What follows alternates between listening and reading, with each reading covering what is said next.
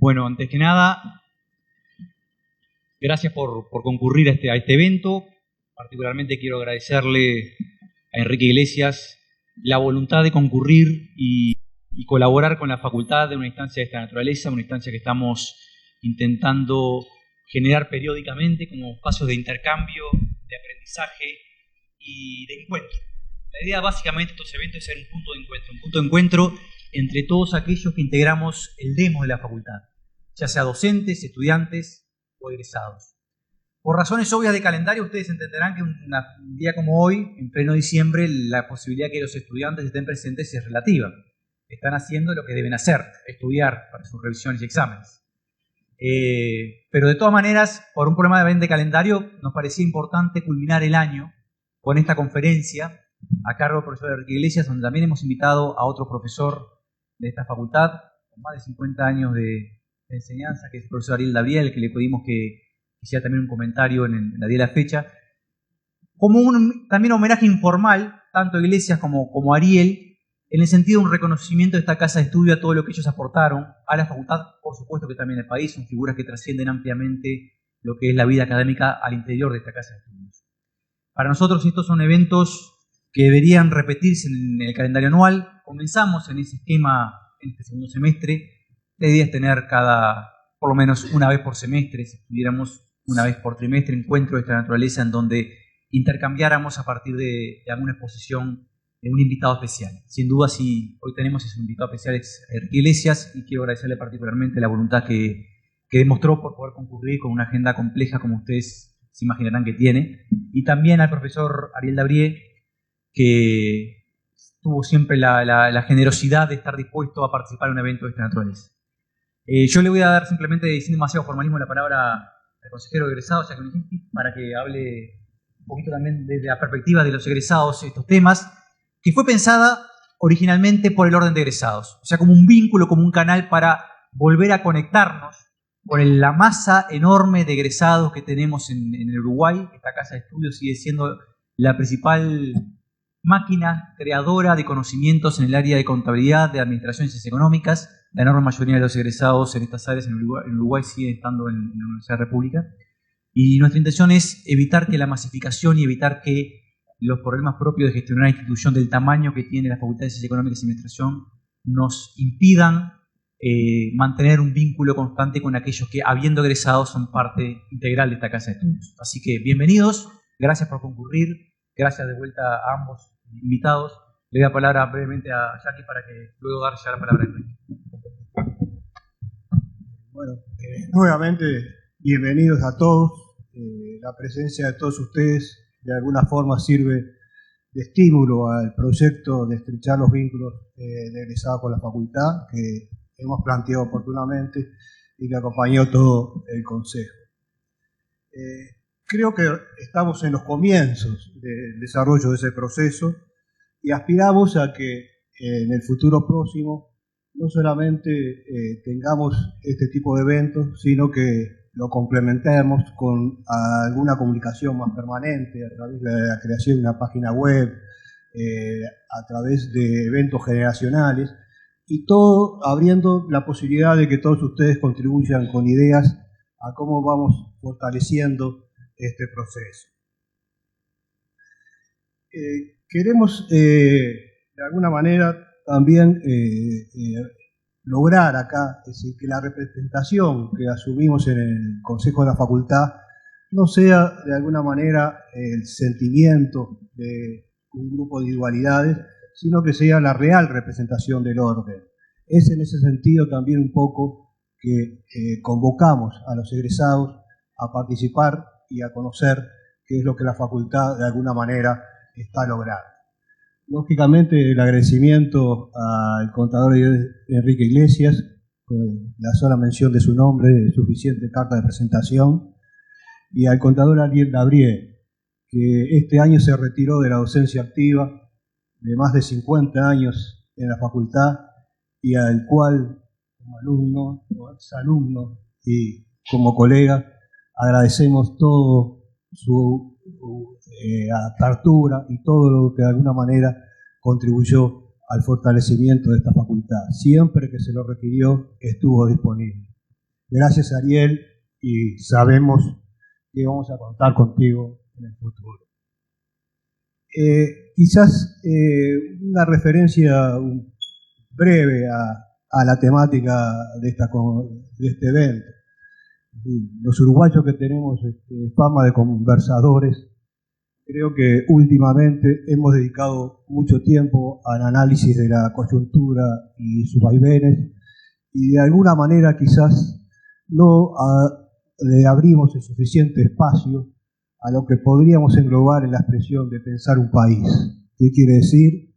Avanzar en el consenso de políticas de futuro que permitan de alguna manera lograr el objetivo que todos creo que buscamos, de tener un país cada vez mejor y más equitativo. Si de esta conferencia, con la presencia destacada de estos dos expositores, logramos despertar y canalizar alguna inquietud en ese sentido, creo que habremos hecho una gran contribución a las futuras generaciones. Y finalmente, una breve reflexión dirigida fundamentalmente a los colegas. Desde que asumimos en el Consejo de la Facultad, nos sentimos parte de una empresa constructora. Seguramente podemos decir que estamos contentos, pero no satisfechos, lo cual no quiere decir disconformidad, porque quizás las aspiraciones que teníamos para el posicionamiento de la facultad sean un poco más ambiciosas. Pero eso quiere decir que todavía queda camino por recorrer. Muchos han sido los logros: la vigencia de un nuevo plan de estudios, la departamentalización de la facultad, el aumento de los docentes, investigadores de dedicación total, aunque aspiraríamos a que estos aumentaran en el área administrativa contable, que es la que agrupa al mayor número de estudiantes en esta facultad, la internalización de la EDA, la presencia en el interior de la República, con cursos en Maldonado, en Tacuarembó y próximamente en el litoral, lo que habla de un proceso de descentralización importante. De alguna manera, el desarrollo de la infraestructura de la facultad, con la posibilidad o con la realidad de que el año próximo se va a iniciar la construcción de un nuevo edificio en el terreno que queda enfrente de la facultad, y muchas cosas más que quisiéramos enumerar, pero que nos limita el tiempo, pero para lo cual solicitamos la colaboración de todos ustedes para que ese futuro que ambicionamos todos para esta casa de estudios sea realidad. Gracias a la facultad por permitirme, a los 50 años de mi ingreso, poder participar de este evento. Y ahora corresponde la palabra del contador Enrique Iglesias. Bueno, muy buenos días. Yo quiero comenzar por agradecerle al decano y al consejo por esta invitación, que mucho me honra. Siempre es muy grato volver a la casa donde uno se formó. Para mí el alma mater es esta universidad. Yo no tengo otro título que el que me dio esta casa, y después lo que me dio la vida a lo largo de la larga experiencia de los muchos años que tengo detrás. Creo que en ese sentido aquí aprendí muchas cosas, y sobre todo gracias por la gran oportunidad que me dio esta casa de ejercer la docencia, que la encontré como una de las vocaciones que más me atrae, me seduce. Creo que 15 años tuve oportunidad de practicarla cuando me di cuenta que la docencia requiere tiempo completo y dedicación, y que eso era incompatible con lo que estaba haciendo. Pues terminé, pero quedaron detrás unos maravillosos 15 años en los que viví aquí en el campo de la enseñanza y en el Instituto de Economía. Yo creo que están haciendo muchas cosas, me parece muy bien todo lo que siento y veo en materia de trabajo en esta casa me parece que va en la dirección de modernizar, de actualizar, de acompañar las estructuras de la enseñanza y de la investigación a los nuevos tiempos que estamos viviendo. Y me parece que en eso están cumpliendo su deber con la misión misma de la facultad, pero también con lo que es hoy el papel de la universidad en la vida nacional. Por eso que estoy muy agradecido y me siento muy honrado de poder estar aquí en esta sala. Mis reflexiones, cuando vi el título, primero me gustó mucho que estuviera Ariel. Todos respetamos en forma muy seria lo que su calidad de economista, y ciertamente para un practicante de la economía como yo, tenerlo a él como comentarista también es, por cierto, muy grato. Las reflexiones del título, digo, Uruguay es un país de primera. ¿En qué de primera? De repente en fútbol somos un país de primera, ya hemos llegado, pienso yo. Pero de repente en otros campos la oportunidad de poder llegar está ahí. La pregunta central es si nosotros podremos correr de una década, empezar a rasgar los umbrales de lo que podría ser en algún momento un país avanzado, es decir, un país desarrollado. Esa es la pregunta a la cual yo voy a tratar de referirme a partir de 4 o 5 enfoques que me gustaría señalarles. Alguna pincelada sobre lo que este país ha venido haciendo hasta hoy. En segundo lugar, lo que ha sido las reformas, los cambios estructurales, como ha dicho el ministro Lorenzo recientemente, que han ocurrido en el país, en el Uruguay democrático. Los riesgos que tiene ese modelo hacia adelante y los desafíos para realmente dar el salto a una economía avanzada o un país de primera, con los desafíos que tiene la tarea, que no son pocos. Con respecto al primer punto, y lo digo mirándolo de afuera, el Uruguay, cuando uno lo mira de afuera, se agranda. Se agranda porque se compara. Cuando se compara, realmente a nosotros las cosas no nos van tan mal. El país tiene en su historia política periodos violentos, periodos un siglo XIX complicado, un siglo XX con 2 interrupciones dolorosas y lamentables, pero en términos generales, Uruguay hoy, para el Economist, está entre las 30 mejores democracias del mundo. Y es, dicho por esta revista, tiene su peso la consideración. Ha sido un gran laboratorio de experiencias políticas, lo demuestran todo el siglo XX con las experiencias colegiadas. Yo creo que tenemos una sociedad muy politizada, muy participativa, mucho más que otros países, particularmente de América Latina, y yo diría también de Europa incluso. Y sobre todo, yo diría uno de los activos importantes que hemos logrado en esta fase democrática de la vida nacional ha sido que las 3 grandes fuerzas fueron gobierno y oposición.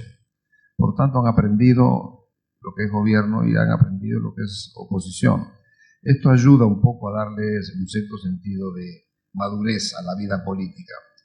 Y yo diría que también yo pondría como activo importante la valoración democrática que hace el país, que está en la primera línea respecto a los demás países de América Latina. Es decir, es un sentimiento popular que identifica al país con la libertad, con la democracia y con la forma como defendemos ciertos valores. Por eso que yo diría que este país, cuando se compara en este plano político, pues no nos va tan mal, a pesar de las caídas que hemos tenido, sigue siendo un país en cierta manera líder en América Latina y en el mundo en estos temas que acabo de mencionar. Yo diría que lo mismo en materia social. Uno podría decir que este país fue al principio de los años 20, quizá el primer país que tentó llegar a un estado de bienestar. Por lo menos incorporó elementos fundamentales de los derechos del mayor, de los derechos de la mujer, los derechos civiles, los derechos humanos, es decir, los derechos sindicales.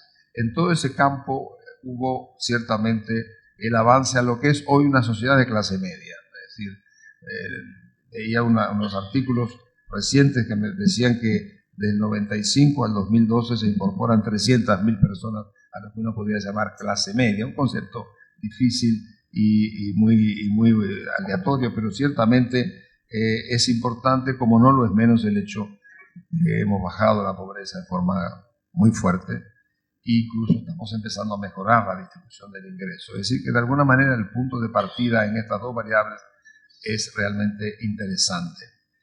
La evolución económica que a mí me tocó vivir intensamente fue la que precede al periodo de la gran, excepto para la parte correspondiente a las relaciones exteriores. Pero yo conocí el periodo difícil de la economía de este país, que fueron los 60, los 70 y los 80, fue un periodo, y 90 también.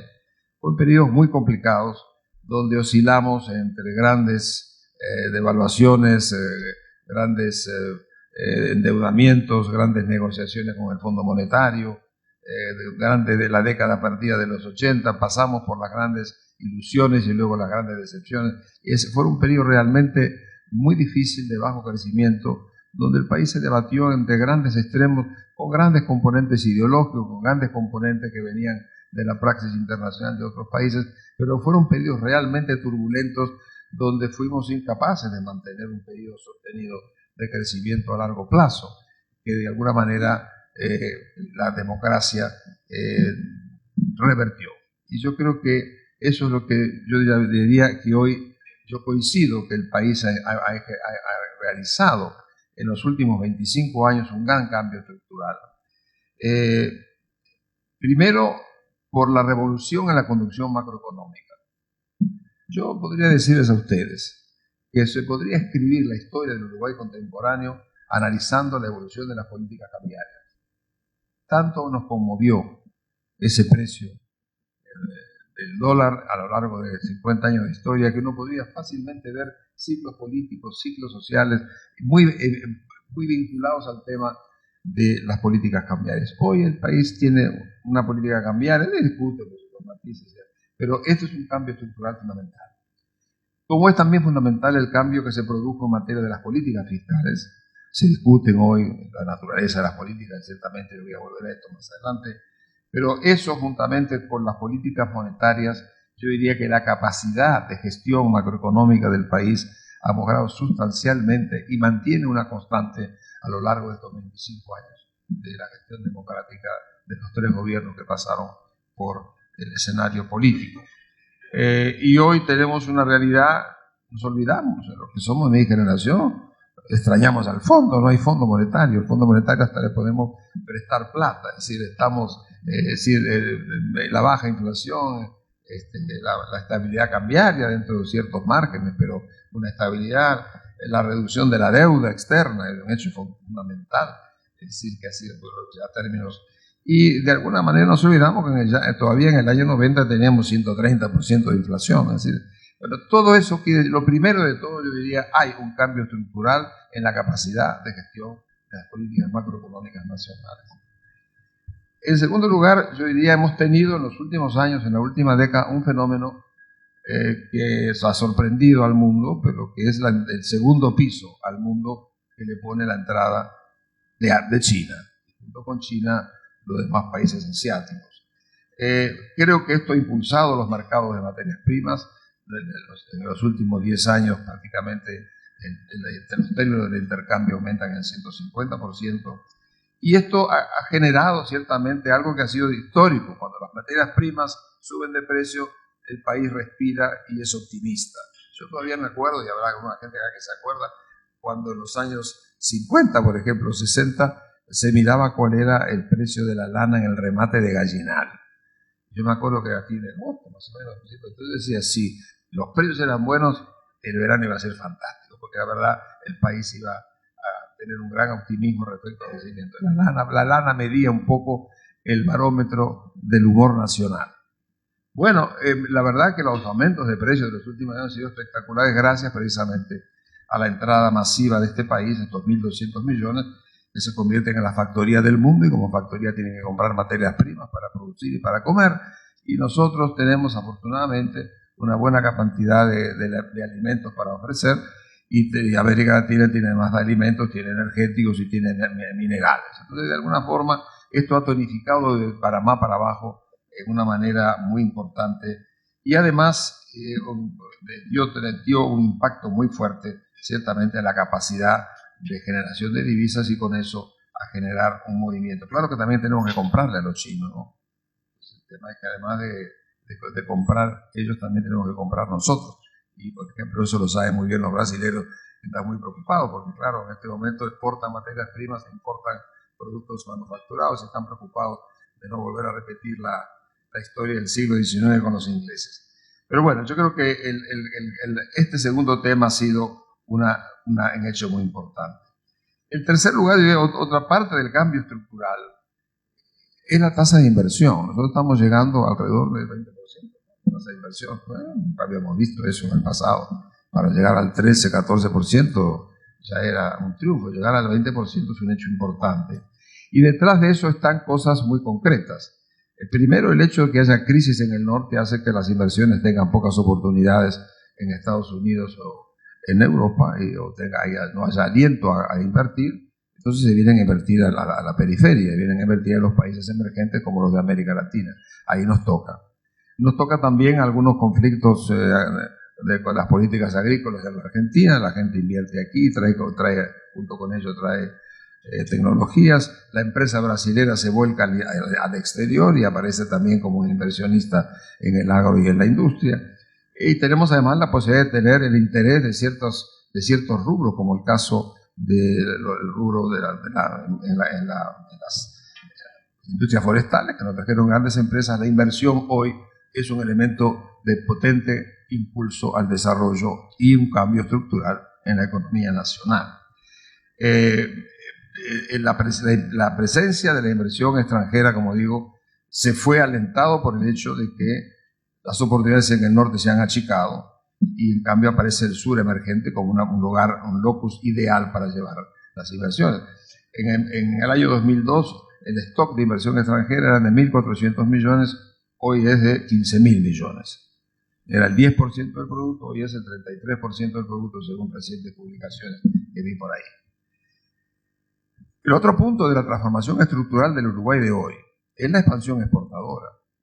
Es decir, las exportaciones pasaron de 2.000 millones a 8.000 en 7 u 8 años, es decir, van por 4. Pero lo que es importante a mi modo de ver son las posiciones de exportación. Estamos exportando algo así como 460 rubros de exportación. Es una diversificación notable de eso. Y sobre todo me parece más notable el hecho de que estemos vendiendo a 160 países. Cuando me dicen que el Uruguay vende carne en 120 países, yo le confieso que eso nunca se me había ocurrido imaginarlo cuando hacíamos el informe del CIDE. Creo que en el fondo estamos en presencia de una nueva realidad y junto con eso los aumentos de productividad. La revolución agrícola, por ejemplo, es muy importante, como lo es también la revolución en materia de servicios. Y aquí es otro tema importante, la consolidación de los servicios, especialmente en materia de turismo y el software, son dos hechos que destacan un poco en esa visión transformadora de la economía nacional. Y yo creo que con esto se rompió un poco el círculo. Bertola, este gran historiador que tenemos, analiza que en los primeros 140 años de historia, dijo que el crecimiento promedio era del 3.1%. En el Uruguay, post Segunda Guerra Mundial, ese índice no llega al 2%. Es decir, Uruguay pasó una fase que nosotros llamamos de estancamiento estructural, y lo dan las cifras que acabo de mencionar. Un estancamiento que se prolonga con un ciclo de subas y bajas a lo largo de estos 50 años. Yo creo que por último diría que también en el cambio estructural está la reducción de la deuda, es decir, la reducción de la pobreza. De 40% a 13%, pues es una reducción muy significativa y en cierta manera también el mejoramiento del salario real y empieza a haber alternativas importantes para empezar a mejorar la distribución del ingreso. Ese es un poco el Uruguay, el cambio estructural que uno percibe en el Uruguay de los últimos 25 años.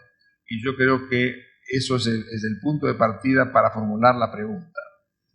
Ese cambio estructural nos puede llevar dentro de 10 años, cuando posiblemente tengamos 20 o 22 mil dólares per cápita, a ser una economía avanzada, a ser un país desarrollado.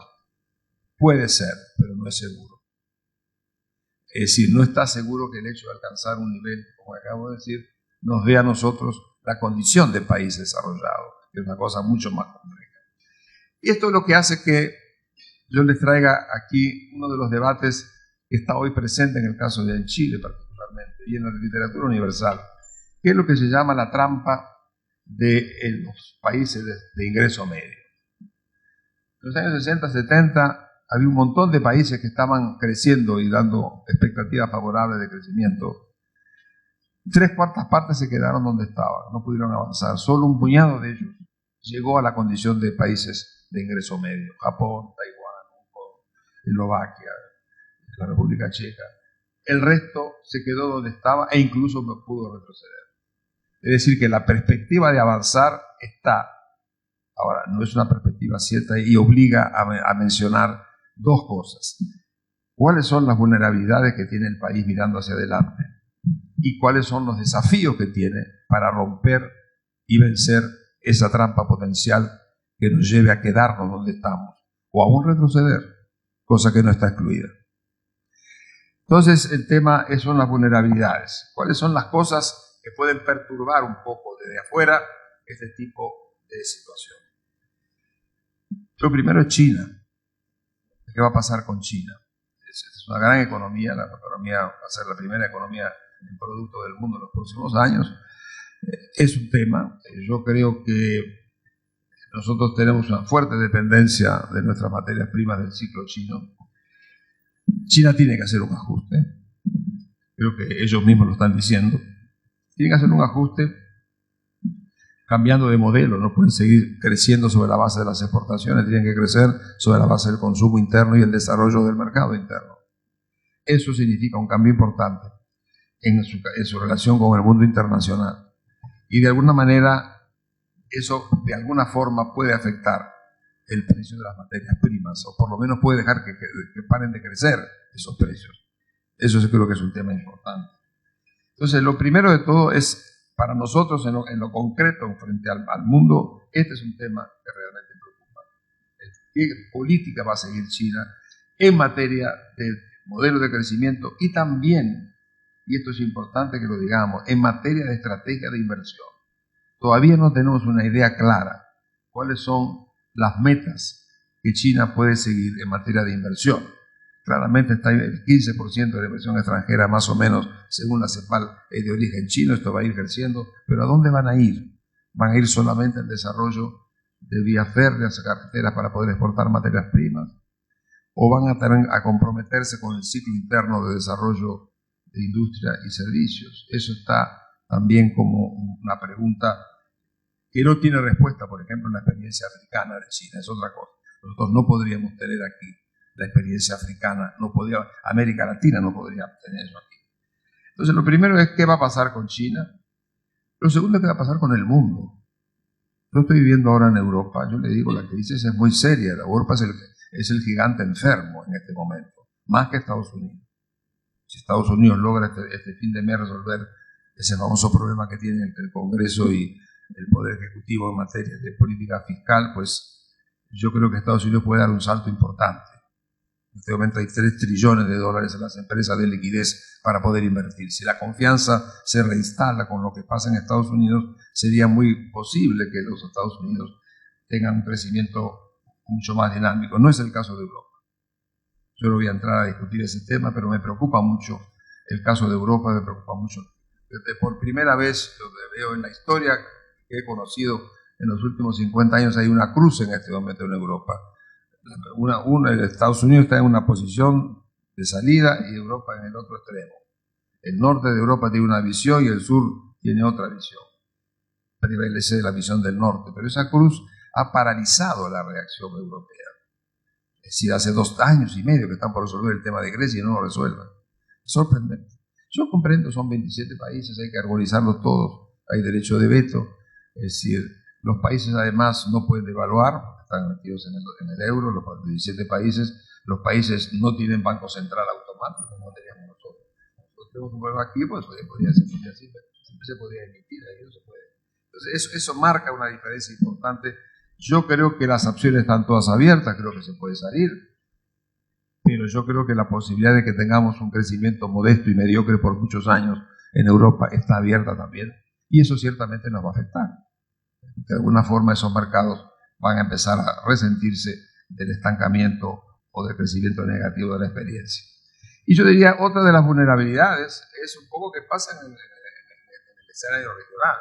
¿Qué pasa con el Mercosur? ¿Qué pasa con las tendencias a la integración que son tan importantes para nosotros y para América Latina? De manera que tenemos una serie de vulnerabilidades que forman el primer elemento a tener en cuenta cuando uno trata de ver si realmente somos capaces de dar el salto hacia adelante, como habíamos hablado. Ahora,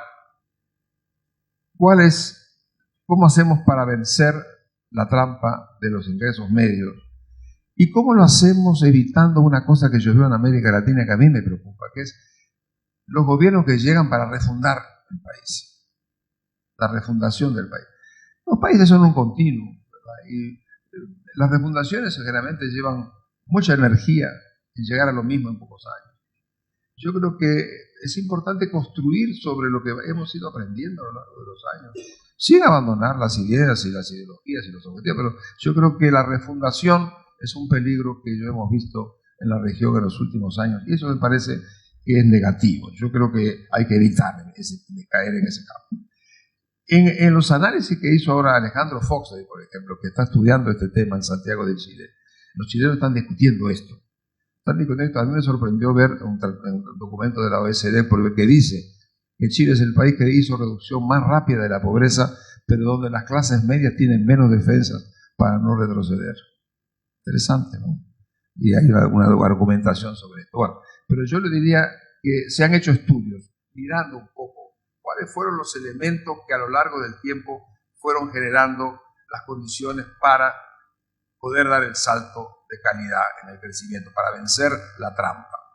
Y los elementos identificados, y lo hace muy bien el amigo Alejandro Foxley, son primero, los países deben luchar por la competitividad, para eso tienen que modificar estructuras productivas y tornarlas más eficientes a partir de una gran introducción del conocimiento, que es la ciencia, la tecnología y la innovación.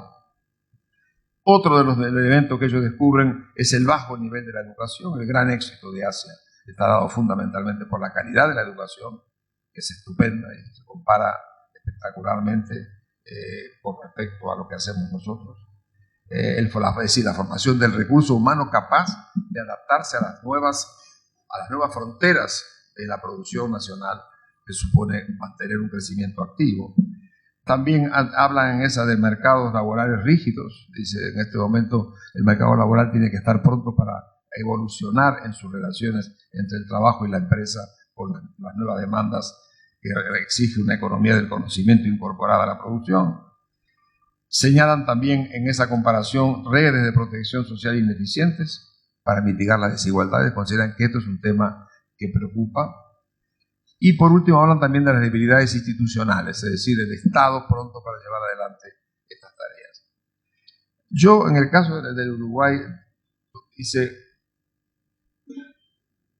una selección de 5 o 6 frentes donde yo creo que estaría un poco la respuesta para poder romper la trampa de países de ingreso medio que nos puede deparar el futuro. Bueno, lo primero y más importante es aprender del pasado. Es decir, nosotros tenemos que mantener una buena conducción macroeconómica. No se puede jugar con la macroeconomía. No es de izquierda ni de derecha, es de buen sentido común para administrar los procesos económicos de nuestro país. A corto plazo tenemos unos problemas muy complicaditos, que es que la liquidez mundial que están adoptando los países del norte nos inundan de recursos externos y eso hace que tengamos el peligro que lo estamos viendo de la sobrevaluación de la moneda, que es un problema. Yo sé que es muy difícil de enfrentarlo, pero a mí me preocupa mucho, porque como le preocupa al gobierno. De alguna manera, esta sobrevaluación penaliza la capacidad de competencia de los países y por tanto hay que tener mucho cuidado. Por eso que el Fondo Monetario está haciendo cosas inimaginables. Cuando a mí me dicen que el Fondo Monetario me parece que están bien los controles de capital, yo me acuerdo de la época que teníamos que negociar los grandes programas de ajuste, estos eran como anatemas. Hoy en día no, como el tempo un gentiluomo, dicen los italianos, como esas cosas se van adaptando. Hoy en día controlar los capitales les parece que es una cosa hasta necesaria. Bueno, entonces, de alguna forma, en la política esto es el tema central, es cómo evitamos, cómo controlamos la inflación, es el tema que preocupa hoy al gobierno, cómo evitamos las grandes burbujas, muy importante, las grandes burbujas que todavía nosotros no tenemos, pero que se han generado. El caso de la burbuja inmobiliaria española es la causa la gran crisis de España. Y eso lo hizo la expansión del crédito descontrolado y que dio lugar a lo que es hoy un problema fundamental. Por supuesto que en el mediano y largo plazo el país necesita mantener su imagen de confianza para poder realmente seguir siendo atractivo en materia de inversión y pasar al 25% de la inversión, que me dicen que el año que viene se puede alcanzar el 24%. Yo creo que del 25% para arriba. Si el país quiere sostener ese cambio a futuro, tiene que tratar de 25% para arriba su tasa de inversión. El otro gran tema, ciertamente, que le voy a contar acá, es el de la reforma. Yo creo que este es un tema muy importante, lo ha dicho el gobierno, creo que fue la primera cosa que mencionó el presidente Mujica cuando llegó a la presidencia. La reforma debe ser revolucionaria, es decir, eso no quiere decir que deba desconocer los valores y la visión que tiene el país de la formación de sus ciudadanos a través de la educación. Pero tenemos que hacer un esfuerzo urgente y masivo en materia de reforma educativa, de calidad. Fíjese que cuando hablamos de Chile, interesante, yo me acuerdo cuántas veces aquí las grandes revueltas estudiantiles eran para pedir autonomía universitaria, por supuesto, la libertad, eso desde ya, la autonomía universitaria o más recursos, pero que salgan las cientos de decenas de miles de gente a pedir calidad de educación, es un fenómeno nuevo, es un fenómeno de clases medias ilustradas. Es muy importante que la muchachada salga a pedir una educación de calidad. Me parece que ahí hay un fenómeno realmente muy, muy importante que marca un poco el por qué hoy por hoy la educación se convierte en un tema central. A mí me decían, por ejemplo, que en el Brasil, la gente de 20, 25 años que no tenía oportunidad de ir al liceo, están yendo todos a centros de formación, porque de alguna forma entienden que la única manera de ascender socialmente es estar formados. Y usted ve lo que hacen los pobres para mandar a los hijos a estudiar educación de calidad, es decir, gastan lo que haya que gastar. La gente ha descubierto que la educación es el factor de movilidad más grande que tiene la sociedad contemporánea. Gracias a Dios. Pero de alguna forma esto yo creo que es un tema que la reforma de la educación y el gran consenso social que ello implica me parece muy importante. El otro factor que yo creo que nos debe comprometer es el problema de la productividad de los factores de producción, es decir, ganar competitividad. Hemos hecho avances muy importantes, como yo mencionaba en el caso de la agricultura, incluso las industrias forestales, por ejemplo. Somos un país que tiene una industria forestal de primerísima calidad. Nosotros cuando estábamos en el CIDE hablamos de la industria de las políticas forestales, nunca se nos había ocurrido que el país hubiera llegado o está llegando. Es decir, que ya hemos hecho, pero hay que hacer mucho más. Y yo creo que ahí el tema de la inversión tecnológica, en América Latina estamos invirtiendo entre el 0,5% y 1% en inversión en tecnología. En el caso de Asia, 3%, 3,5%. Así nunca vamos a ganar la batalla. Vamos a estar siempre en el vagón de cola. Yo creo que este es un tema importante y esto implica la inversión en tecnología, implica la inversión en infraestructura, cosa que sé que tiene complicado el gobierno, y la incorporación de la tecnología a todo nivel. El otro frente, entonces, la buena conducción macroeconómica, la calidad de la enseñanza, los factores de producción, la profundización de las redes de protección social. Yo creo que aquí el país ha hecho mucho, es un país que está comparativamente bien con respecto a América Latina, pero tiene muchos problemas sociales todavía que resolver, y sobre todo tiene uno, que es el tema potencial de la violencia, que es un tema que preocupa a toda América Latina y que no es cosa fácil de resolver, pero tiene que estar en el centro del radar de las políticas públicas. Yo comparto lo que dice la CEPAL, crecer para igualar e igualar para crecer. Es decir, la relación entre crecimiento e igualdad es una relación dinámica que hay que de alguna manera poner en mano. El otro tema que también pondría yo en la tarea, en los grandes desafíos, son las reformas del Estado. Este ha sido uno de los temas más complicados en la vida nacional y en toda América Latina, la discusión en la relación entre el Estado y el mercado. Este tema ha sido superado en muchas partes del mundo. Se ha llegado a una relación más o menos pacífica, es decir, nadie va a caer hoy en el estatismo absoluto, como nadie cae hoy tampoco en el mercadismo absoluto. Los países necesitan tener un mercado activo, un mercado que sea eficiente y controlado. Y tenemos que tener un Estado. Yo creo que los próximos décadas van a exigir mayor Estado. La salida de la crisis en la que está embarcado el mundo hoy tuvo una gran demanda sobre el papel del Estado. Ahí se vio que realmente aquel paradigma que tanto daño nos hizo de que el Estado lo sabe mejor y no hay que intervenir, es lo que dio lugar a la crisis del 2009, que estamos todavía viviendo con ella y sabe Dios cuántos años más. Yo creo que precisamos un Estado, como precisamos un mercado, un mejor mercado y un mejor Estado. Pero tenemos que tener en ese contexto una convivencia pacífica y constructiva entre una relación entre Estado y mercado. Los países grandes están aprendiendo los países que han llegado están aprendiendo a convivir útilmente en una relación positiva entre Estado y mercado, entre empresa privada y el Estado. Eso yo creo que es una de las cosas que todavía no hemos logrado nosotros afinarlas. La reforma del Estado es un tema que no es un tema burocrático, es un tema político, pero es absolutamente imperativo preguntarnos qué tipo de Estado requiere el Uruguay de hoy y de mañana. ¿Qué tipo de Estado es capaz de ofrecer soluciones basadas en la meritocracia? Hay orientaciones políticas desde ya, pero la meritocracia es muy importante. El servicio civil meritocrático es una condición fundamental. Yo sé que esto no se hace por saltos como la naturaleza, pero el país debe emprender una revisión clara de todo esto y debe hacerlo también focalizando en cosas muy específicas. La política fiscal, yo creo que es importante.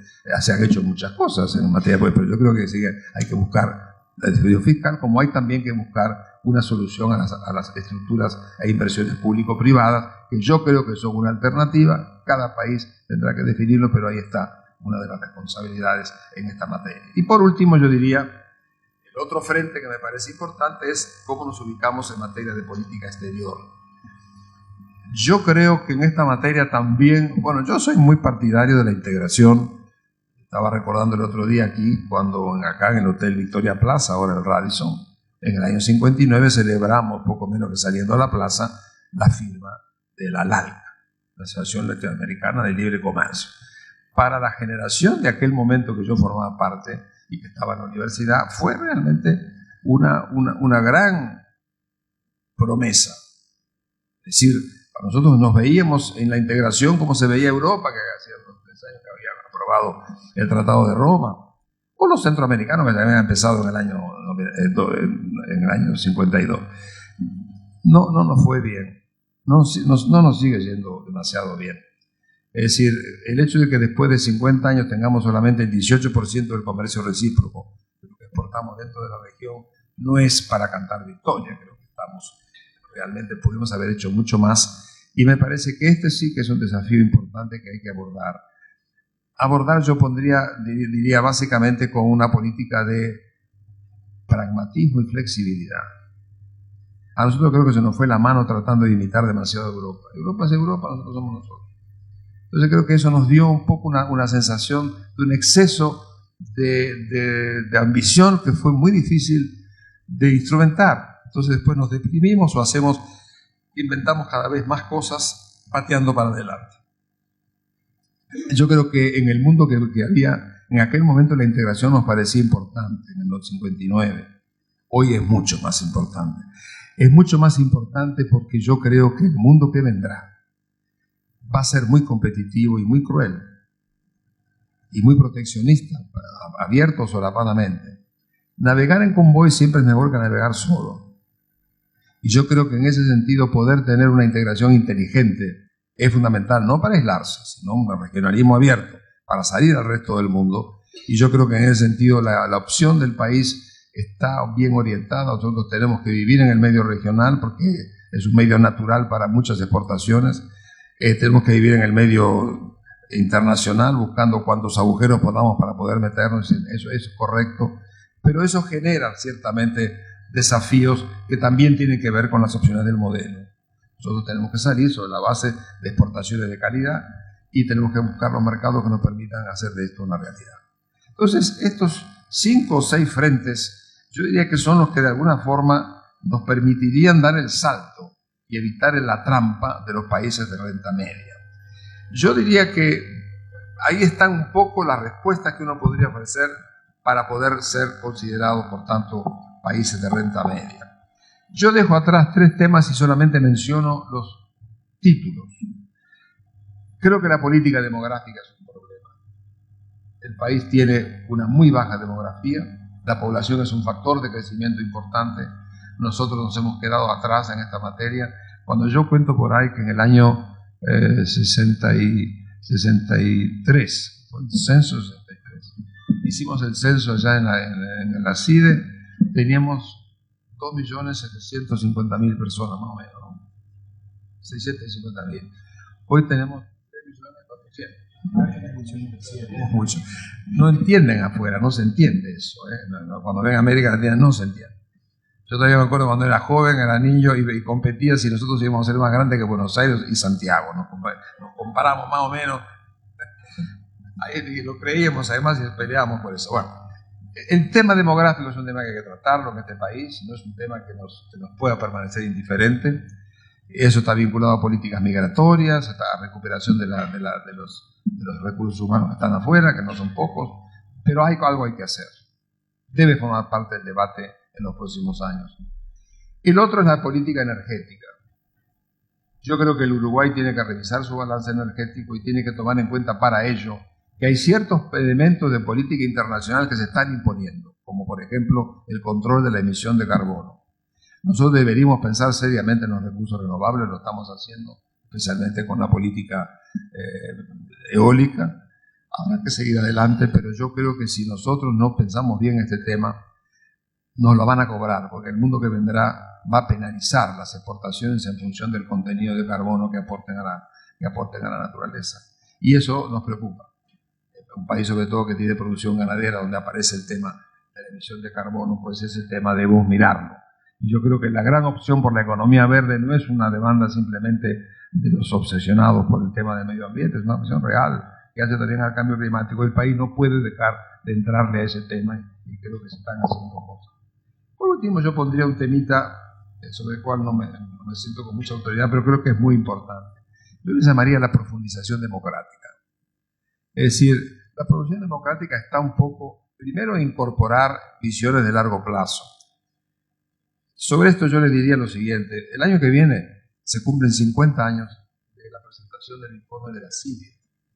Mucha gente, algunos de ustedes seguramente recordarán, esto fue un esfuerzo que hizo esta casa de acá. El informe del CIDE no fue, la casa me designó a mí para dirigir el consejo de la voluntad. Y junto con eso arrastramos una enorme cantidad de gente que hicieron un poco el informe de la CIDE.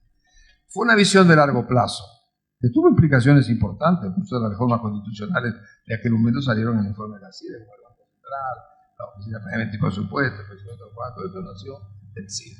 Pero había una visión de largo plazo. El largo plazo como que se perdió en el horizonte en muchos aspectos de la América Latina.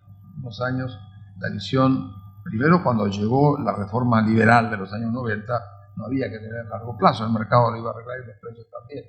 Yo creo que es importante cuando hablamos de la política tener de alguna manera ciertas referencias vinculadas con los problemas de largo plazo o de mediano plazo de la economía nacional. Ojalá que esto se pueda hacer en algún momento en el futuro inmediato.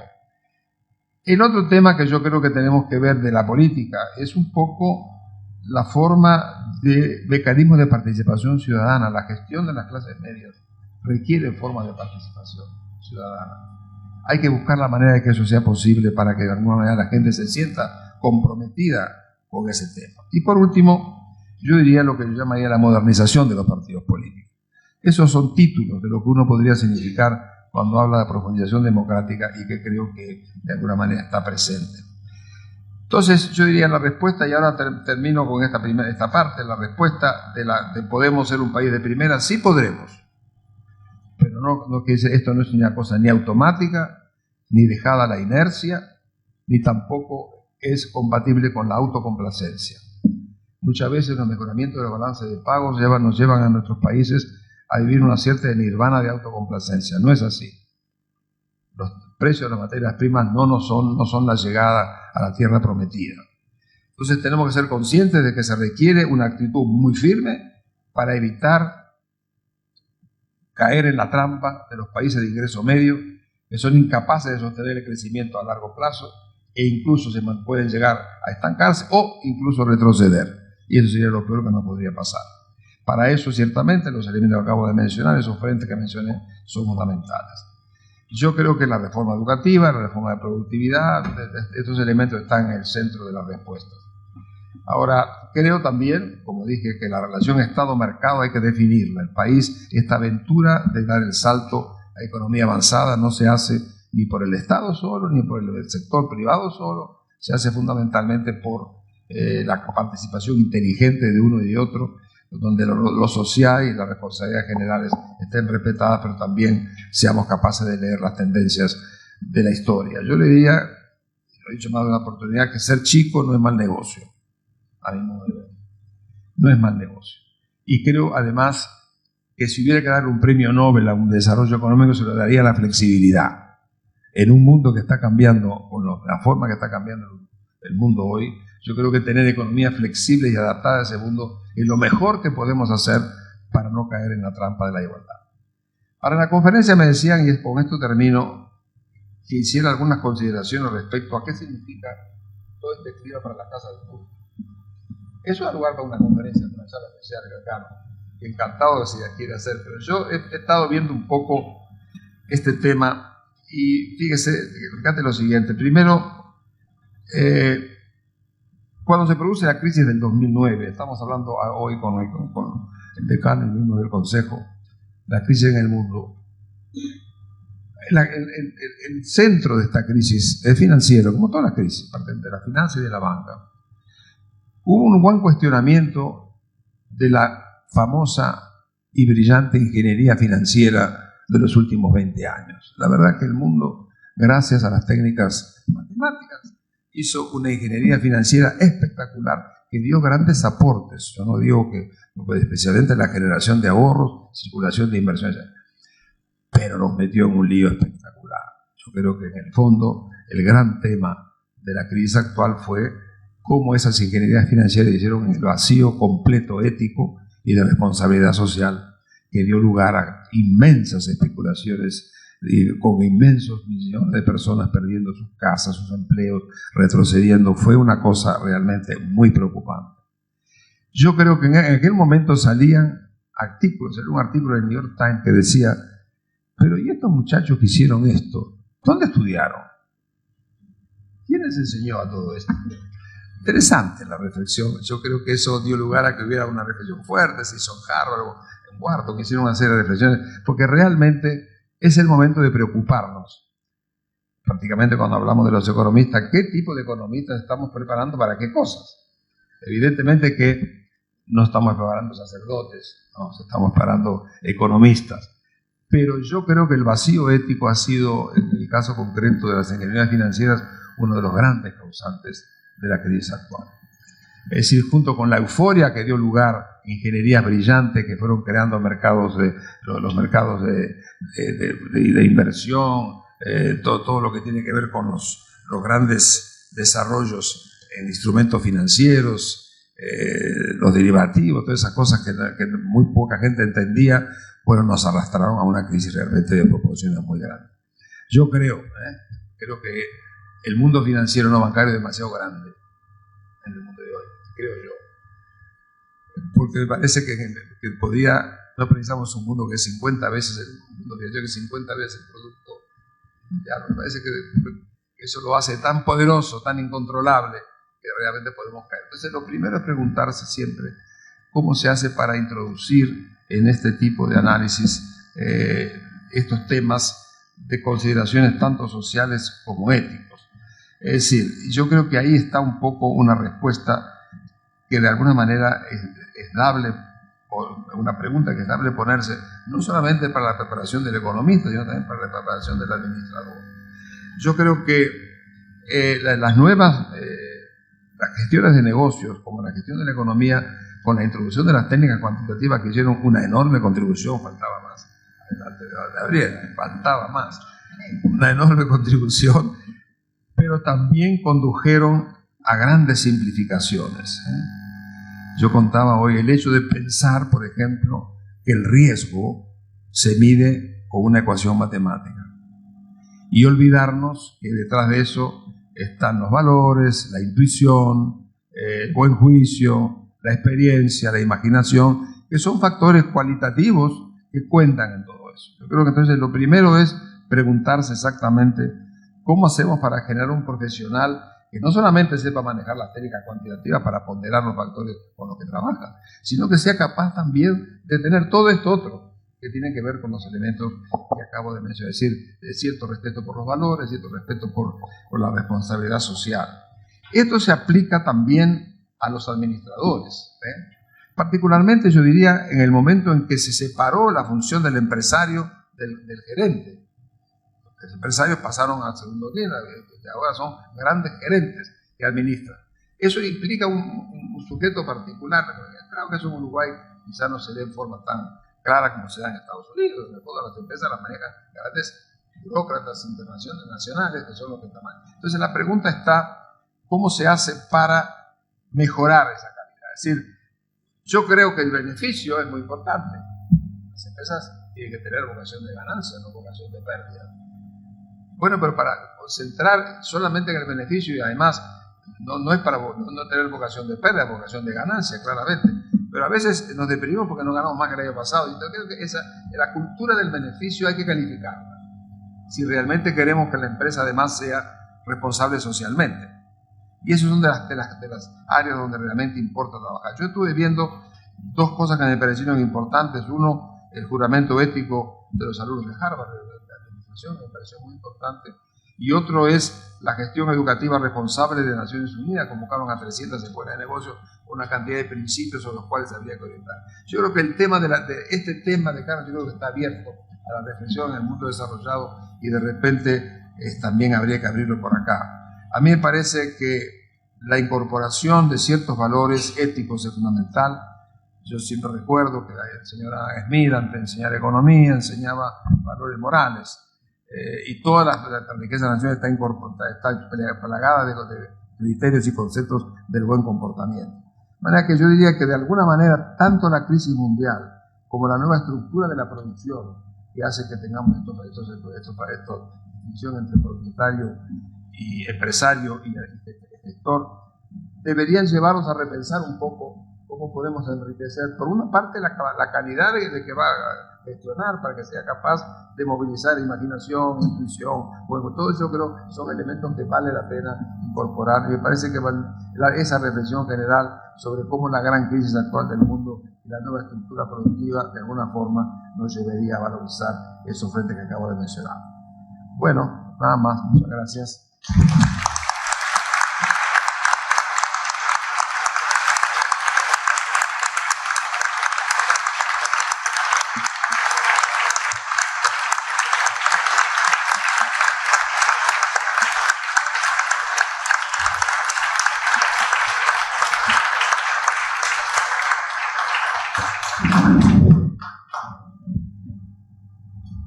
Gracias.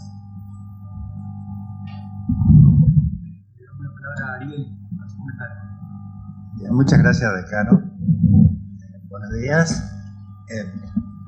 Primero agradecer al señor decano, al consejo, a la delegación profesional, de egresados, por invitarme a este evento y en particular a hacer la osadía nada menos que de comentar lo que ha dicho el profesor Iglesias.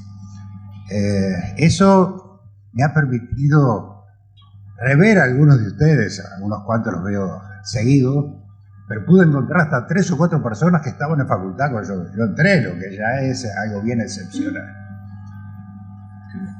Segunda cosa, que realmente me cuesta mucho expresarme sobre lo que dijo el profesor Iglesias, porque decididamente, él nació en Montevideo, yo soy del interior, del pueblo chico.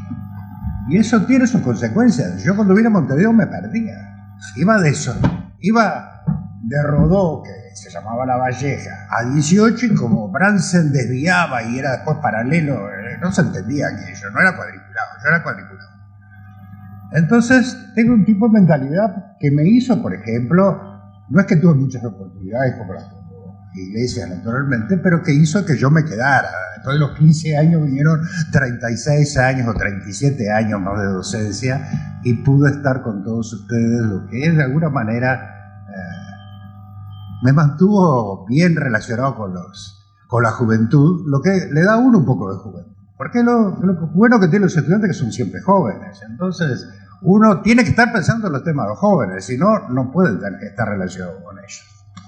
Y entonces uno recuerda a los jóvenes del 65, los jóvenes del 68, los jóvenes del 75. Algunos que me dicen, yo estoy hace años, alumnos ustedes del 85, digo, pero fue antes de ayer eso. Alumnos viejos, bueno, los del 60, los del 62. Pero lo cierto es que veo acá muchos de ellos y es una alegría que me da poder compartirlo y le agradezco, y las palabras también del decano y del delegado de egresados en el Consejo, que también fueron alumnos en distintas épocas, totalmente distintas, una pre y otro post, o cosas por el estilo, si tomamos como referencia algunos tiempos no tan claros. Para hacer un comentario primero, simplemente para decir algo que me electrizó un momento y que me preocupó de lo que dijo Enrique, cuando dijo que ahora le prestamos al fondo. Y solo recuerdo una oportunidad que alguien lo dijo, que estamos tan bien que ahora le prestamos el fondo, y eso me preocupó. Fue en el año 78 el presidente del Banco Central. Nadie piensa en lo que vino después, porque no tiene por qué pasar ahora, es simplemente el mismo pensamiento. Pero allá en aquel año le prestamos al fondo, 78, 79, por allá, pero muy poquito antes de... Bueno, el tema de hoy ha sido desarrollado con tanta amplitud y brillantez por el profesor Iglesias, profesor, que no le gusta que le diga, pero fue profesor mío también, aunque no lo parezca. Que realmente me inhibe de comentar, porque además dijo, voy a mencionar 3 o 4 temas, y después comentó 7, y después decidió agregar otros 3, y después otros 2 más, y fue de la demografía a la ética, pasando por la educación y la apertura de mercados y el aprender el pasado. Realmente creo que está todo, no puedo decir nada adicional. Entonces voy a tratar de decir cosas las más sencillas del mundo. Las más sencillas, no tan sencillas, que están al alcance de todos nosotros, que somos parte del mundo, pero algunos tal vez no estén así. El país ha cambiado, ha aumentado enormemente su producto. Recuerdo las clases cuando estábamos en el producto de $300 por habitante, y si pudiéramos llegar cerca a los 3.000 de Estados Unidos hoy, estamos 15.000. Claro, esos son otros dólares, como eran otros pesos, pero digamos las cosas han cambiado. Y dentro de las cosas que cambiaron está el hecho de que nos abrimos mucho más al mundo, tenemos vinculaciones con ellos, con todo el mundo, tanto los no sé cuántos países, lo que le vendemos carne, a todos los países que invierten en Uruguay, las vinculaciones que tenemos con ellos.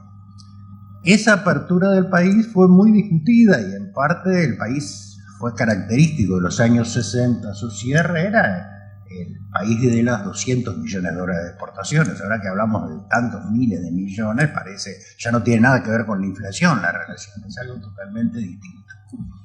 Y cuando uno piensa en mejorar el país, porque pienso que eso es lo que pensaron los que ponían el país de primera, yo siempre sentí que Uruguay como un país bárbaro, jamás quise ser otra cosa. Cuando me ofrecieron ser ciudadano de otro país, dije que de ninguna manera, yo era uruguayo, y hacerme ciudadano de otro país era como dejar de ser un poco menos de uruguayo. Yo quería ser uruguayo y se acabó. Entonces, sin duda, no es el país de qué bárbaro que está todo el país, porque eso nos condujo a quedarnos para atrás, sino lo que nos condujo a cambiar ha sido justamente abrirnos al exterior, comercialmente, pero también en educación. La gente de mucha edad tendemos a ser memoriosos, y allá por esos años en que Iglesias era gerente de banco, director de planificación y demás, yo era estudiante. Al final, ya estaba dejando de ser estudiante. Era al final. 3 meses antes era estudiante, junto con un conjunto de jovencitos como Samuel Linde, y toda gente joven, así que anda por cerca de los 80. Fuimos a un congreso de estudiantes en Porto Alegre. Fue casi la primera salida del país que hacía yo. Y por casualidad íbamos por tierra, el viaje fue corto, unas 24 horas de ómnibus, había que bajarse del ómnibus porque no había puentes, nosotros pasamos caminando para arriba del puente, el ómnibus, como todavía el puente no aguantaba ómnibus, pasaba vadeando el arroyo, pero en 24 horas llegamos. Y la experiencia fue que viajamos con chilenos, y nosotros acá pensábamos, no, en Uruguay aprendemos todo, realmente la facultad era una cosa bárbara, lo que sabíamos, tal vez podemos ir a Chile. Y la experiencia es que fuimos con chilenos y los chilenos no querían ir a Chile. Los chilenos discutían si iban a Londres, a Alemania o a Estados Unidos a estudiar economía. Y nosotros ni pensábamos en nada de eso. Por eso rebote de las cosas, como había muchos terremotos en Chile, y yo soy un valiente bárbaro, y no sabía mucho inglés, terminé estudiando en Francia. Pero luego de eso, porque yo no recordaba a nadie que hubiera querido estudiar prácticamente 2 años en Francia, porque 11 meses de cursos eran 2 años de enseñanza, más o menos. Esto empezó a cambiar en Uruguay. Empezó a cambiar con gente que comenzó a ir a estudiar a Bélgica, a Lovaina, a Estados Unidos, a Chile, pero también a España, a Francia, a Italia, a Alemania.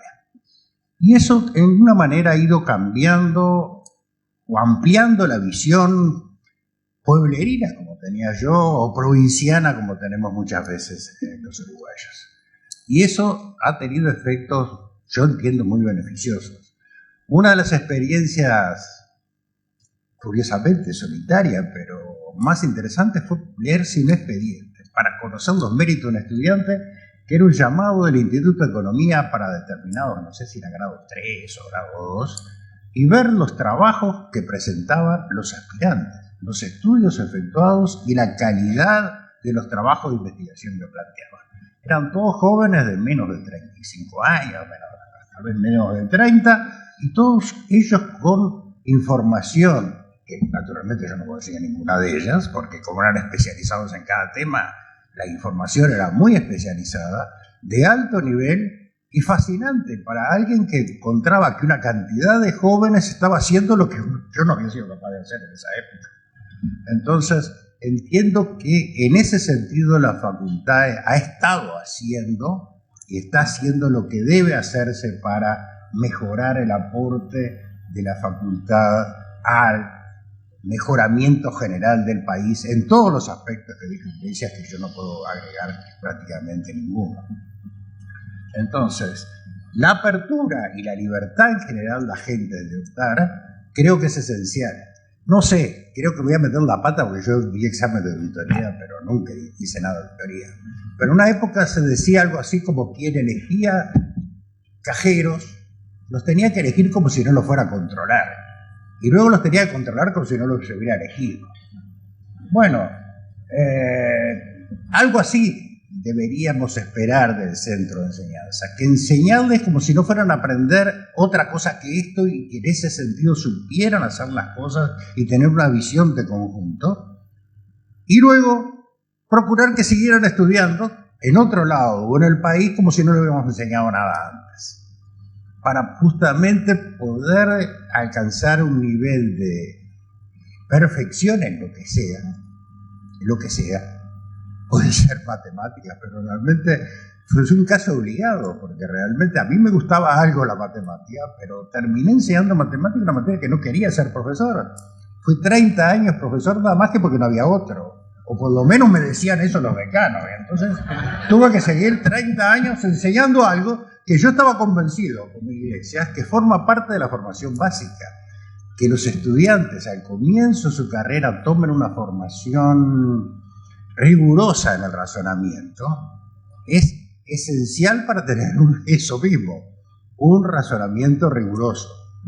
Pero luego de eso, como Keynes, que escribió libros de probabilidad y demás, y hacía matemáticas, después lo rompe y escribe lo que realmente piensa del tema.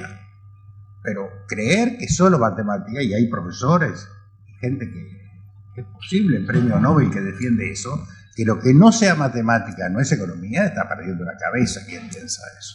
Creo que afortunadamente la facultad no está para nada en el tema, se ha orientado hacia temas sociales y temas que preocupan en general en el área económica, por ejemplo, y en ese sentido creo que se está trabajando bien, pero debe mantenerse el esfuerzo y la continuidad. Seguir formando gente con la máxima capacidad que permita trabajar efectivamente, pero además impulsando a la gente al exterior.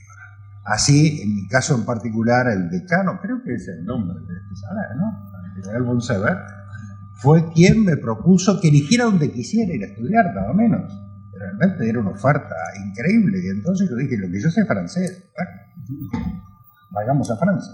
Y otro profesor, el profesor Mario Bukeli, también integrante del Instituto de Economía en aquellos años, donde yo trabajé 1 año y medio, estaba de director interino. ¿Recuerdas?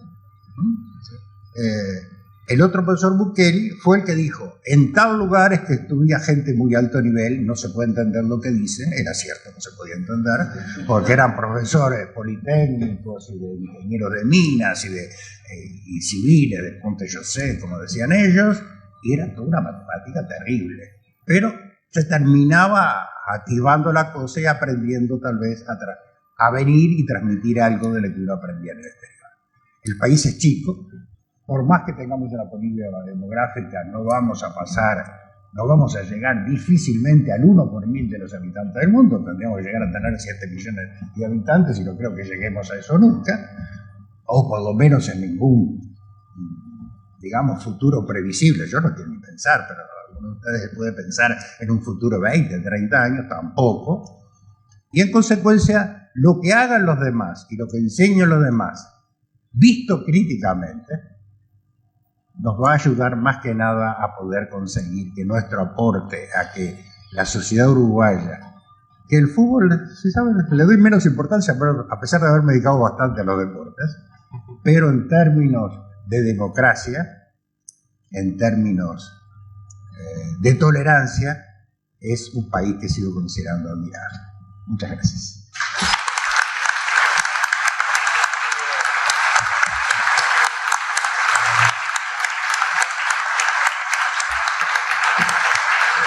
Perdón, sé que es tarde y agradezco que en esta fecha se hayan molestado en estar todo este tiempo acá y me alegra que lo hayan hecho. Pero si tienen preguntas en particular al contador Enrique Iglesias, le voy a decir contador ahora no profesor, o al profesor Enrique Iglesias, o a mí mismo si alguien quiere hacer uso de ese derecho, se pueden hacer preguntas en forma escrita si lo desean, o orales, no sé. Abrimos. Ya.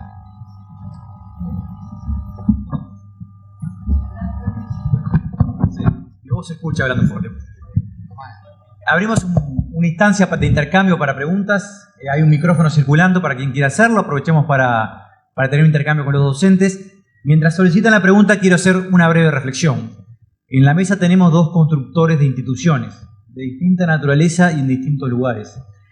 La trayectoria de Enrique en este plano es obvia, pero me gustaría resaltar también la trayectoria de Ariel. Ariel decía, los decanos me decían que no había otro que pudiera dar clase.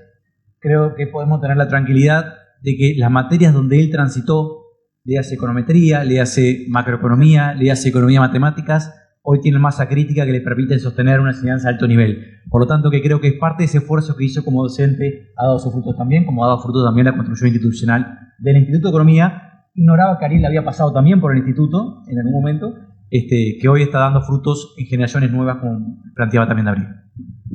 ¿Preguntas? En este momento de crisis mundial, ¿hasta qué punto o cuál es la medida de las políticas económicas anticíclicas o cíclicas? Usted está preguntándome si estamos aplicando ahora políticas anticíclicas o cíclicas, esa es la idea de usted. Mire, en el caso concreto de los países europeos, yo creo que están, en algunos casos, aplicando medidas anticíclicas, pero en la medida que continúen privilegiando solamente los ajustes fiscales y no tengan ningún tipo de impulso al crecimiento, yo creo que esto no va en la buena dirección. Es decir, a mí me preocupa un poco la situación europea por eso, creo particularmente en donde estoy viviendo. Es decir, están embarcados en una política que parte fundamentalmente de la visión alemana del tema, visión ortodoxa, según la cual la puesta en equilibrio de las cuentas públicas, que hay que hacerlo desde ya, pero eso va a significar automáticamente un impulso a la producción a la inversión y de ahí un poco la salida al crecimiento y de ahí la salida del desempleo. Pero todo eso lleva mucho tiempo. Y en la medida en que se encuentran que no pueden devaluar porque están dentro del euro, no tienen un banco central como teníamos los países como nosotros, y al mismo tiempo están con políticas de muy poca solidaridad dentro del mecanismo comunitario, pues yo creo que esto está en el fondo jugando con medidas de los dos sentidos. Pero a mí me parece que cuando nosotros hicimos los ajustes en los años 80, 90, a mí me tocó trabajar en 18 ajustes en América Latina, y de todos ellos, y no en la platea, sino en el escenario, pues nosotros tenemos un papel muy activo como banco. Y yo me acuerdo que nosotros decíamos, bueno, mire, lo primero hay que ajustar el tipo de cambio, esa fue la primera cosa que había que... Después encarar el tema de la deuda. Nosotros durante los primeros 8 años, desde el 82 al 90, estuvimos jugando, pidiendo plata, sacando un bolsillo para poner en la otra, salvar a los bancos, en el fondo. La política de los 80 fue salvar a los bancos. Y después, en los 90, la gente seguía tan estancada como siempre, las economías no crecían, y vino un programa de reducción de deuda. Es decir, además y se hicieron una reducción de la deuda. Como en el mercado, una reducción friendly, como dicen los americanos, menos los de Argentina. Pero en términos generales esto fue... Pero después tuvimos una política fiscal y de ajuste, y se hicieron muchas políticas importantes. Pero siempre había un paquete al final, que era política de estímulo. Siempre había un paquete que te dan créditos para la expansión de la infraestructura, para dar créditos. En Europa eso último no existe. Y eso es lo que me hace pensar de que las soluciones tal como están, en fin, van a tener muchos costos sociales. 25% de desempleo es mucho desempleo. Y cómo se aguanta socialmente, pues no lo sé. Pero en todo caso el tema, como le digo, está planteado en forma difícil, porque es una estrategia sumamente dura, y que va a estar creando reacciones sociales difíciles de controlar.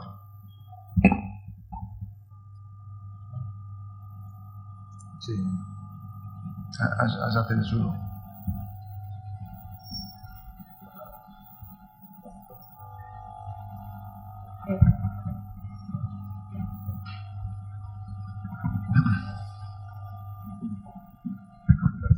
Buenos días, contador Iglesias. Mi nombre es Jorge Figueroa. Yo soy periodista de la agencia española de noticias EFE.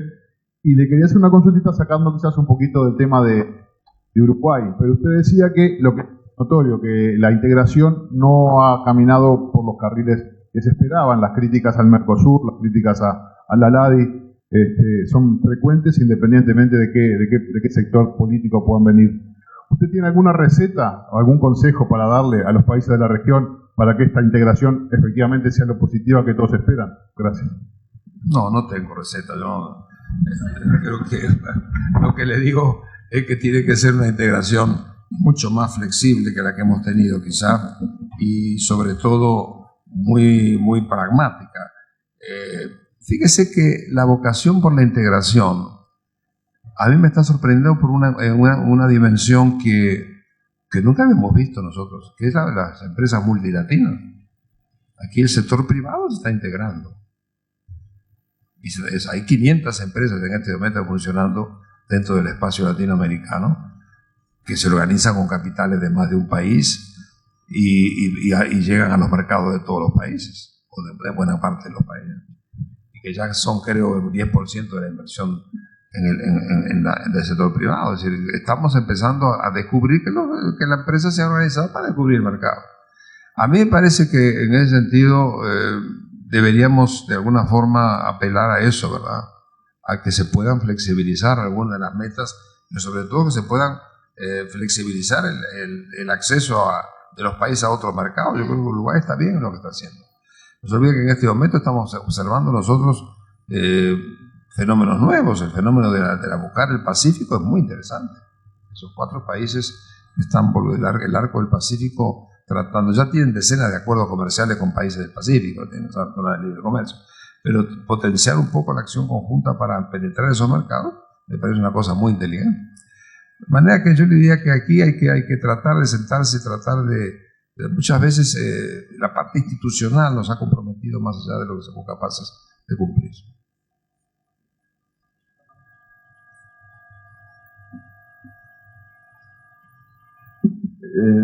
Mi nombre es Teodoro Kunin, fui profesor en la facultad, pero a su vez estuve a Iglesias de profesor y realmente tengo recuerdos muy gratos de todo ese periodo.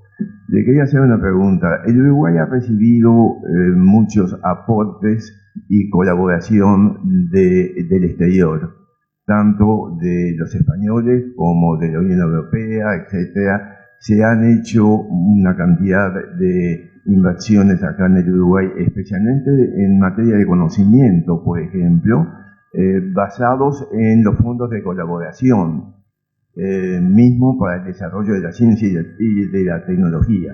En estos momentos, como el Uruguay ha superado lo que se considera como un ingreso mínimo para recibir estos aportes, ya no los está recibiendo. ¿Cómo puede influir todo eso en la política futura del Uruguay para justamente el desarrollo del tema científico, tecnológico y el conocimiento? En realidad, la reducción de la cooperación convencional ha operado no solamente en Uruguay, ha operado también en toda América Latina, sacando los países que todavía quedan, como Nicaragua, como Haití, como Bolivia, en fin.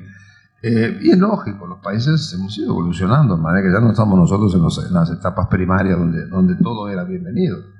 Yo creo que hoy en día la cooperación es mucho más selectiva y creo que tiene que apuntar a las cosas que tú mencionaste. El tema de la formación de los recursos humanos es una gran frontera. Lo mismo el tema de la investigación científica. Yo creo que ahora en esta cumbre que hubo del jefe de Estado en Cádiz se discutió este tema. Y la idea de poder acelerar la colaboración. Bueno, esta facultad tiene colaboraciones con muchos centros de América Latina y de Europa. Y yo creo que eso hay que alentarlo. Es una forma de trabajar en la formación del recurso humano.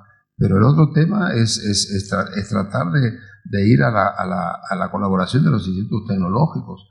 Yo creo que en este momento España necesita, y Portugal tanto como América Latina, de esto. No es que estén en la mejor posición.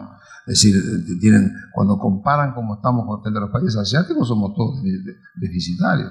Yo creo que hay que buscar una de las alternativas que se está explorando que los centros que quieren trabajar juntos trabajen juntos. Hay un instituto de nanotecnología en Braga que es de España y Portugal. Bueno, hay que hacerlo iberoamericano, y los países que quieran entrar, que entren a colaborar y trabajar juntos. Lo mismo la facilitación. Nosotros tenemos un programa donde se facilita que dos empresas que quieran tener una mejoría en su perfil tecnológico y apelen a una universidad para colaborar, se están buscando mecanismos también. Yo creo que la colaboración se ha hecho mucho más selectiva, mucho más volcada a los grandes problemas que tenemos, como es el caso de la formación de recursos humanos y el tema.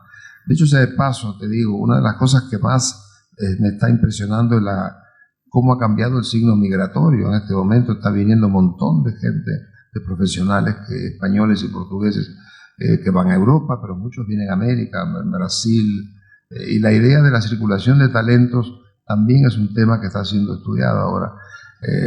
Es así, Corsi y Ricorsi, en algún momento fuimos nosotros para allá y ahora vienen de ellos para acá. Bueno, y hay una circulación de talentos muy grande en este momento. El año pasado 200.000 personas emigraron a América de España, de mucha gente. Muchos son nacionales que se hicieron españoles, pero y vuelven al país, pero es un recurso humano que viene calificado, que viene con algunos recursos. Eso es un tema muy interesante que se está dando hoy en América Latina. Y que México acaba de hacer una apertura espectacular a eso. Brasil acaba de anunciar otro tanto. Es decir, bueno, en algún momento, como digo, fuimos para allá y ahora viene allá para acá. Si pensamos en un espacio común, pues eso no es malo.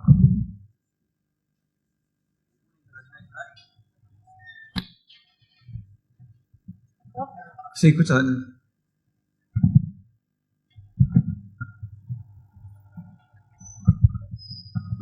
¿Cómo se llama? Hola, buenos días.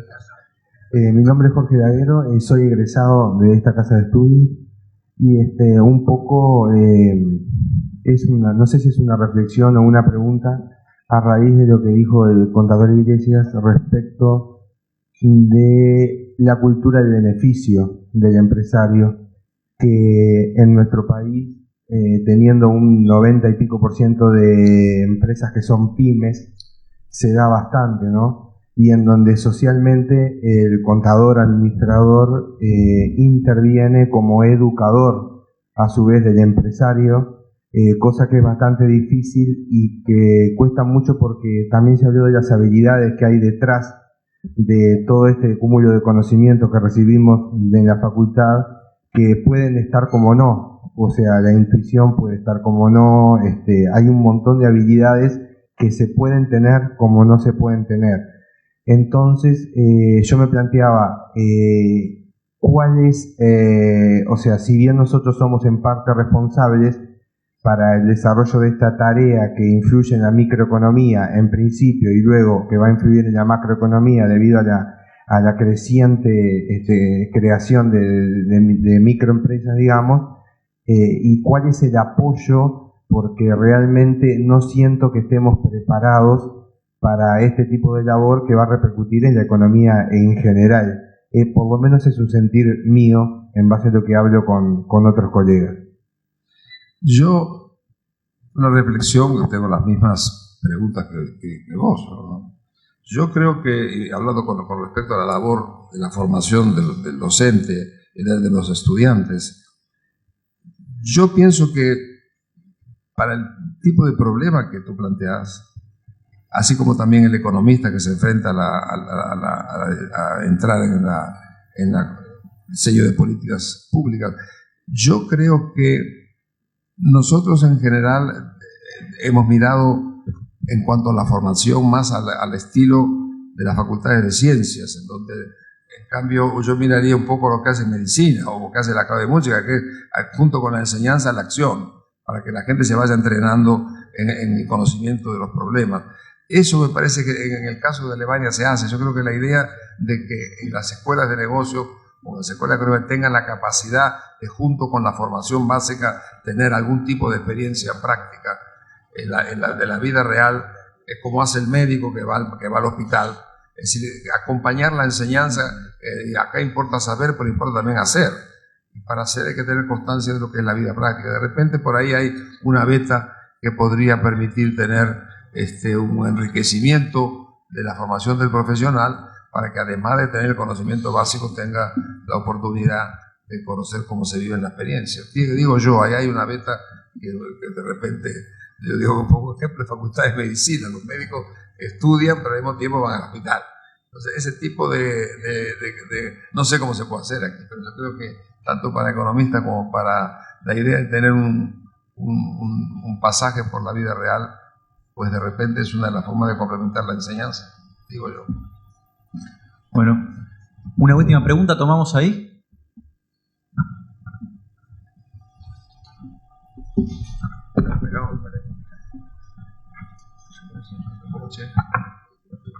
Mi nombre es Graciela Reyes y mi pregunta es: ¿cómo se prevé la existencia de recursos alimentarios suficientes a nivel mundial ante un crecimiento previsto demográfico para el año 2030 de más de 7.000 millones de personas?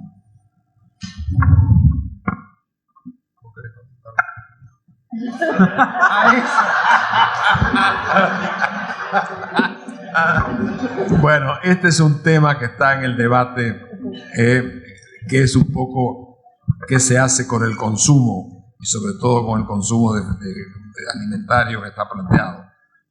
Yo creo que es cierto, si vamos a duplicar la población del mundo y mantenemos en los niveles de consumo que hoy tienen los países desarrollados, se precisan 3 o 4 planetas para poder alimentar el mundo. Yo creo que, yo tengo una respuesta un poco pragmática. Yo creo que el hombre ha sobrevivido a lo largo de la historia y creo que la técnica y la tecnología nos viene sorprendiendo todos los días. Nosotros mismos, cuando miramos la productividad del agro, que no ha terminado, yo no creo que el esfuerzo de productividad de la agricultura uruguaya terminó, todavía quedan muchas fronteras por recorrer. No sé, yo creo que habrá de alguna manera ahí, como obviamente la explotación del mar, yo qué sé, me parece que yo creo mucho, soy optimista respecto a la inteligencia. que no tiene límite, ¿verdad? Y seguramente habremos de encontrar alguna fórmula para eso, pero sí diría también que la moderación del consumo, especialmente energético, es una de las cosas que uno debe mirar con mucho cuidado. Es decir, Estados Unidos consume 20 con respecto al resto de los países pobres que consumen 2. Es decir, en esa proporción. Si queremos tener sobre todo buenos americanos para consumir energía, revienta el planeta, ¿no? Entonces, de alguna manera habrá, como digo yo, mi confianza está en que hay conciencia en estos temas.